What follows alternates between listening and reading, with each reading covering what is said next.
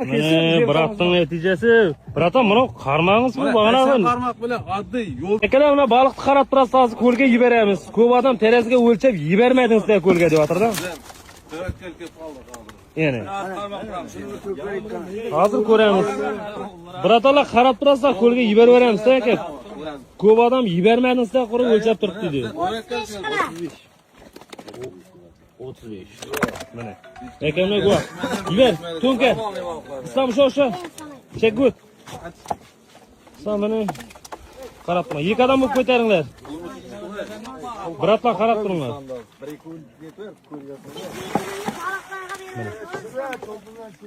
Mana yergash ushadi baliqni. Mana yaltiratib turibdi qo'lini. Yana ikkinchi baliq ushadi. Bir haftanın neticesi. Bratan bunu qarmağınız bu bag'anag'i. Qarmoq bilan oddiy yo'ldan topib olgan qarmoq bu. Hech men qarmoq netmadik sizlar buni. Alohida tayyorlanib kelmadik mana. Shunda qalay bo'ldi bugun? Baliq. 4 baliq xudo qalasa zakonniy. Jaqarmaq.